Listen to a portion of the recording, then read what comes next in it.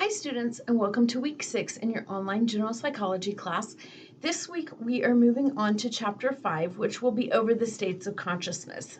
So in this chapter we will talk about the stages of sleep, we'll look at dreams, we'll look at sleep disorders, and then we'll look at other altered states of consciousness such as hypnosis, being under the influence of drugs and alcohol, and so forth. So I love this chapter. It's usually a favorite of students, and I hope that in addition to it being interesting, it may also help you improve your sleep, because I think we all, can aspire to have better, more productive sleep. So let's take a look at this week's module.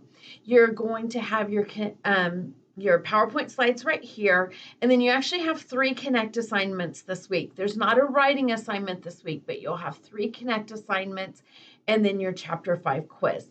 So an assignment over the neurotransmitters that are involved in sleep, one over the psychoactive drugs, which falls under that altered states of consciousness, and then one over sleep disorders, and then, of course, your quiz. So everything's in Connect this week, no writing assignment. I hope you have a great week, and I hope you really enjoy learning about sleep and all topics related.